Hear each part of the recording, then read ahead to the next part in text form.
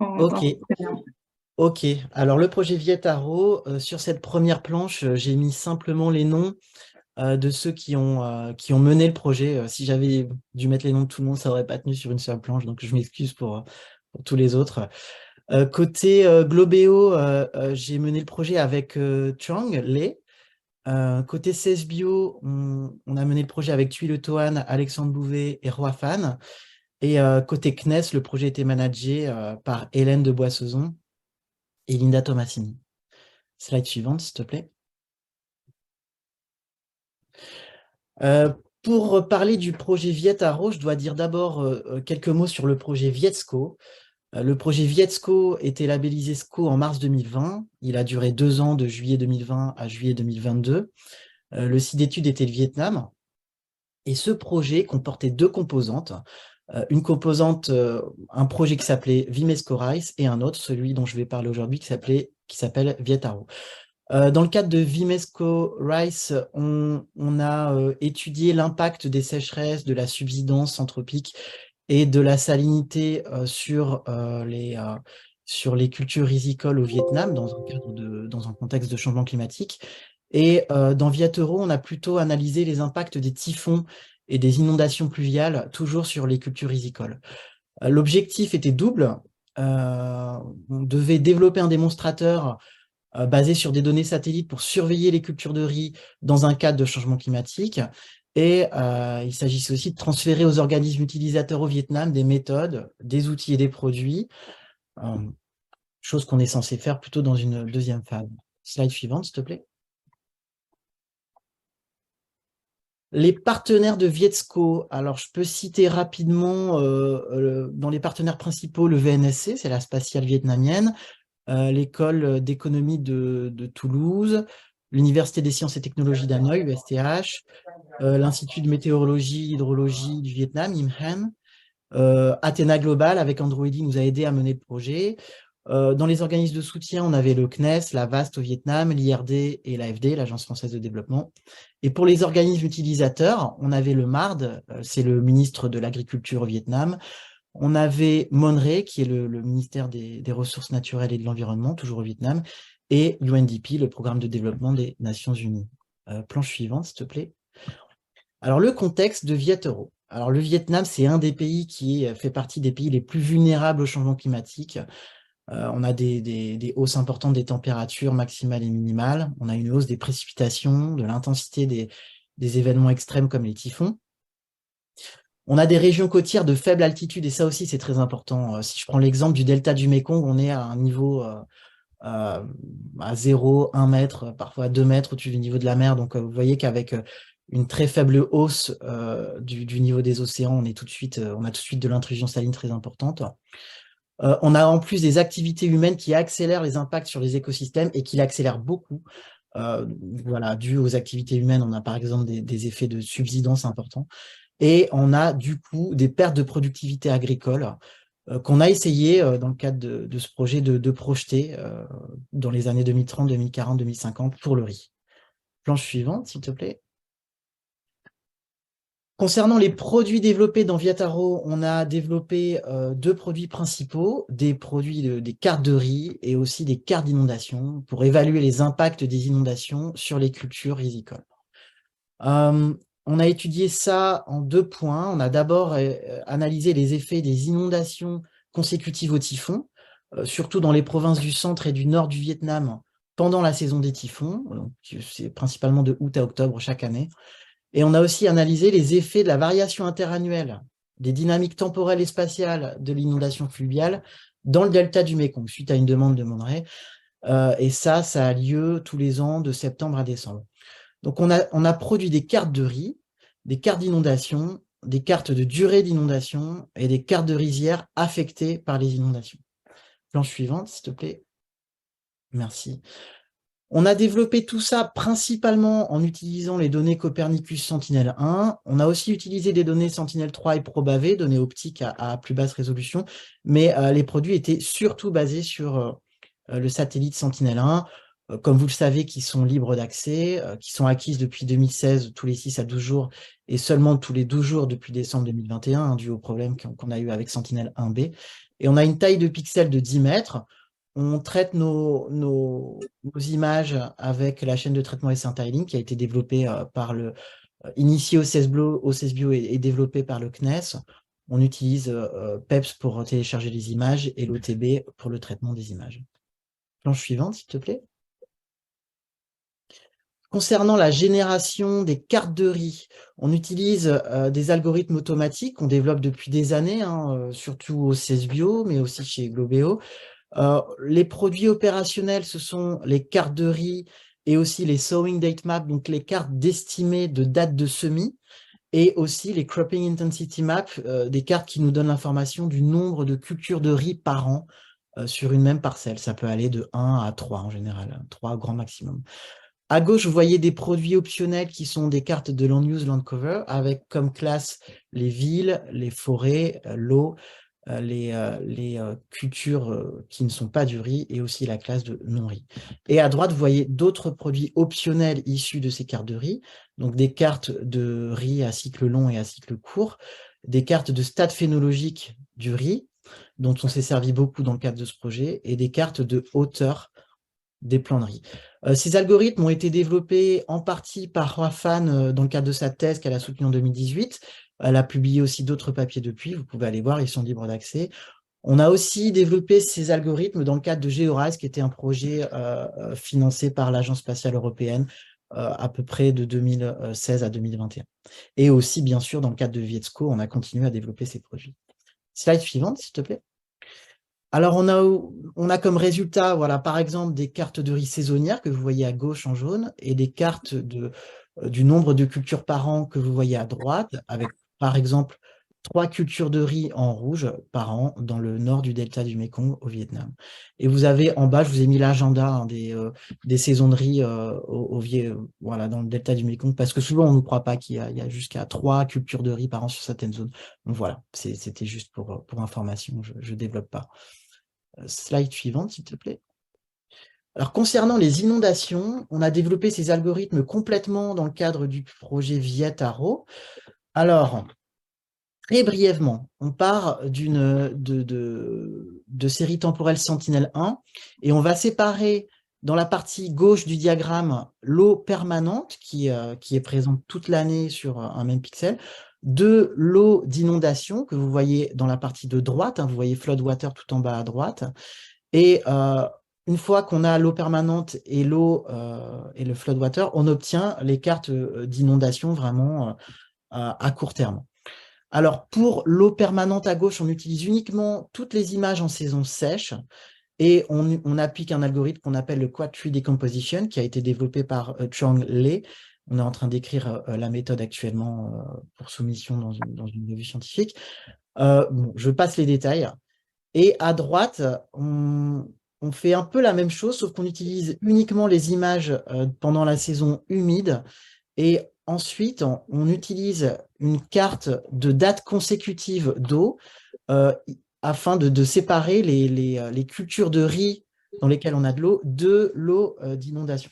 Voilà. Donc ça nous permet vraiment d'avoir des cartes d'inondation qui ne sont pas, qui sont indépendantes du riz et de l'eau permanente.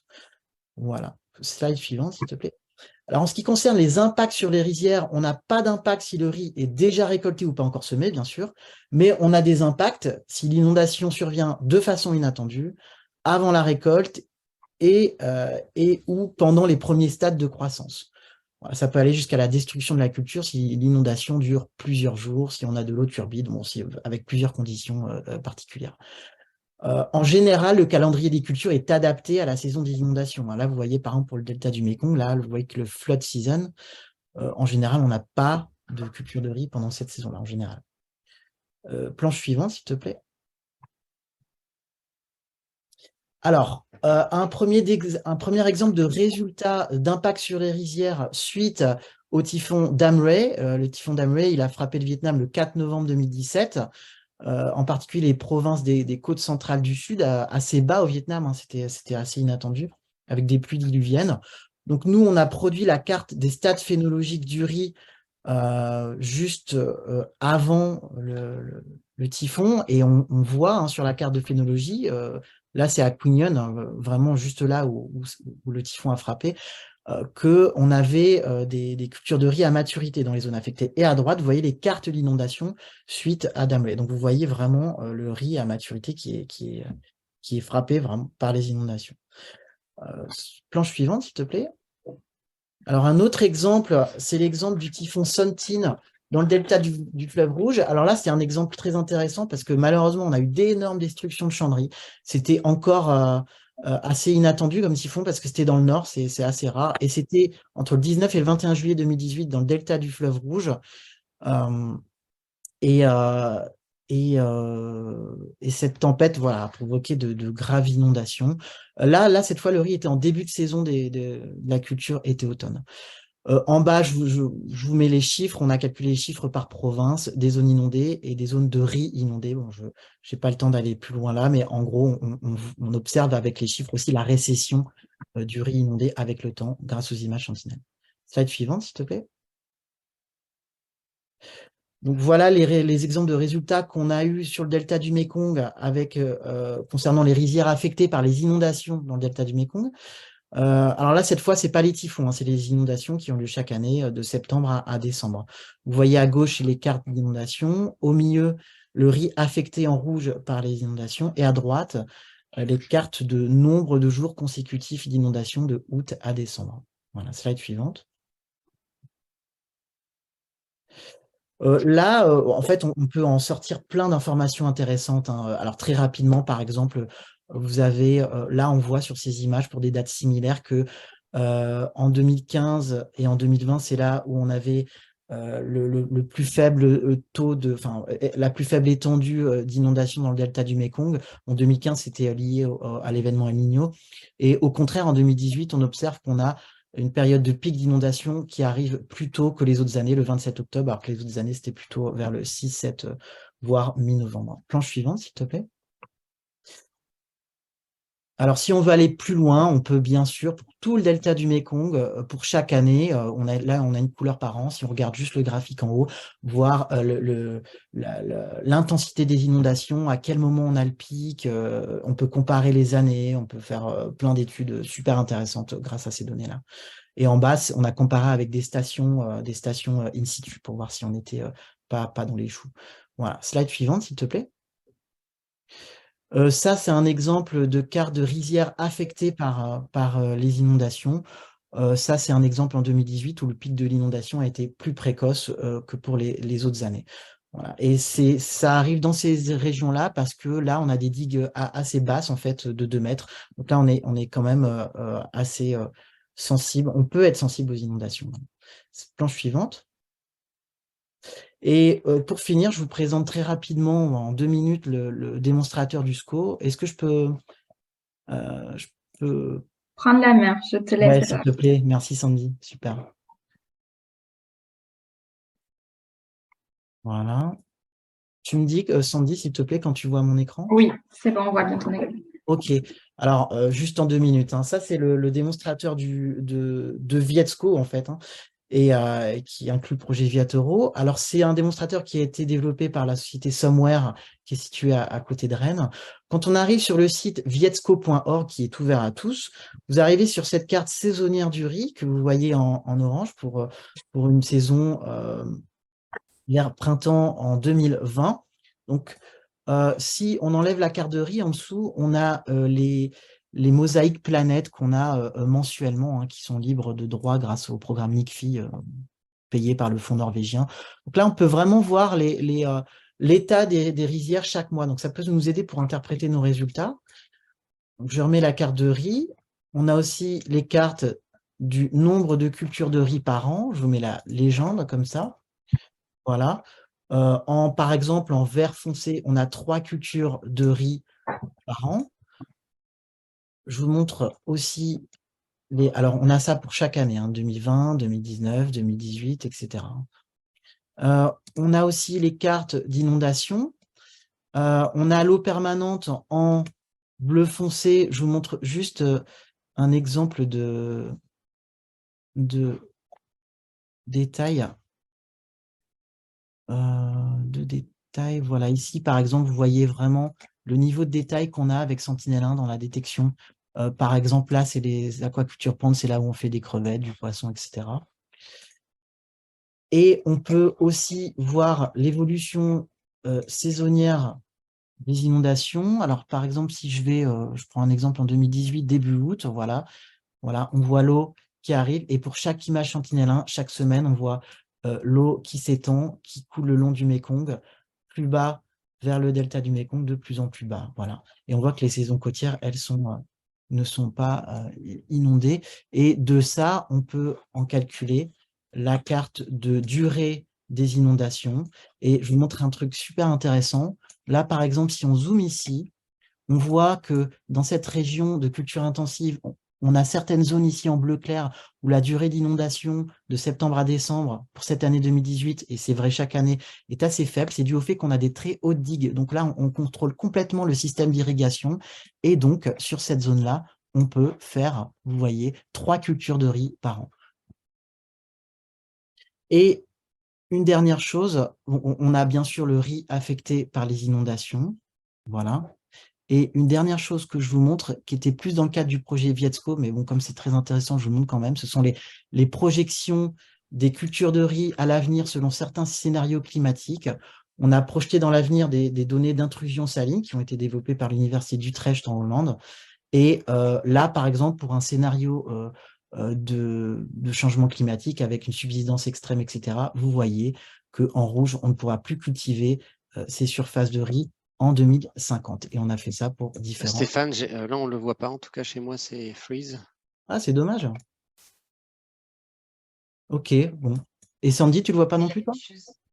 Là, je vois ton écran. Non, vois effectivement, on ne voit pas ce que tu voulais montrer. Oui. Bon, bah, c'est pas grave. Vous pouvez aller sur le site de vietsco.org dans les projections des cultures du riz à l'avenir. Voilà. Non, mais sinon, tu l'arrêtes et tu le repartages rapidement pour voir les dernières cartes. Allez, ça marche.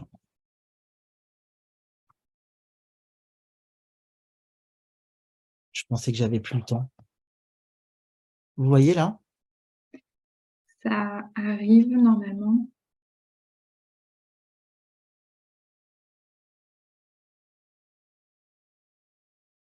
Toujours pas?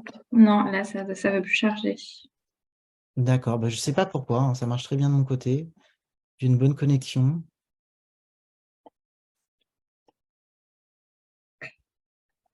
Non, voilà. Et quand je change d'onglet, ça fonctionne ou... Non, ça ne fonctionne pas. Ah ouais. L'avantage, c'est que ça invite les gens à aller sur le site, Frédéric, à partager le lien dans la discussion. Ouais. Donc, si ça vous intéresse d'en savoir plus, n'hésitez pas à aller voir sur le site internet. Voilà, tout à fait. Bon, je m'excuse pour ça. Et je termine ma présentation là-dessus. Je vous remercie beaucoup. Merci Stéphane. Avez-vous des questions concernant ce projet? N'hésitez pas à prendre la parole ou à les écrire dans le chat. Oui, j'ai une question, Stéphane. Oui. Ce serait compliqué de traiter 2021-2022? Non, non, c'est faisable, hein. On peut effectivement le rendre opérationnel, oui, tout à fait. Tout à fait. Voilà, l'objectif, c'était normalement que les Vietnamiens prennent la main là-dessus. On a travaillé avec eux, ils ont un data cube. Bon. Mais en tout cas, on pourrait aussi le faire. Ouais.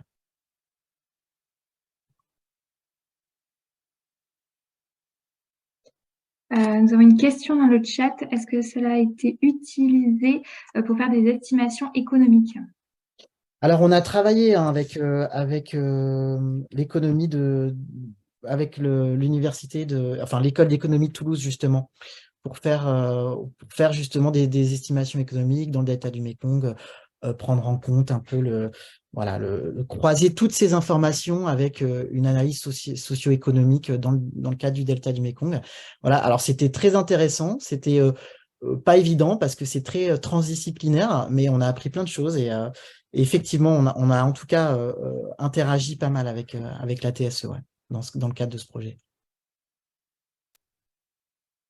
J'ai une autre question, Stéphane, peut-être. Est-ce qu'il y a on va dire des endroits similaires, même topo, même culture, même conditions, etc., dans lequel eh bien, tout ce qui a été développé pourrait être réutilisé et translaté? Alors, merci de poser cette question, Frédéric, justement, parce qu'on est, alors dans le cadre d'un autre projet qui n'a rien à voir avec le SCO, on travaille justement avec les Thaïs en Thaïlande, avec la GISDA et d'autres organismes pour essayer d'identifier des leviers d'action pour protéger les cultures de riz à l'avenir dans le cadre du contexte climatique.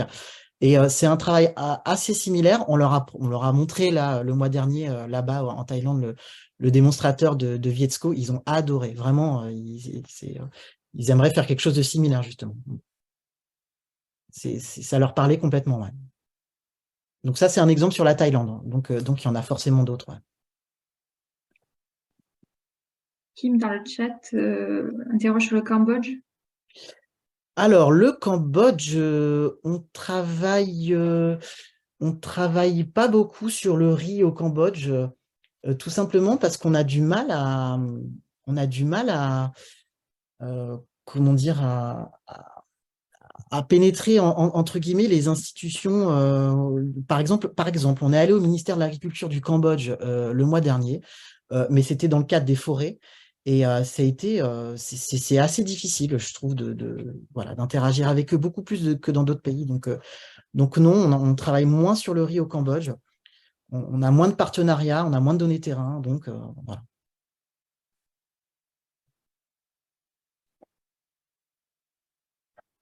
Est-ce que vous avez encore des questions à adresser à Stéphane?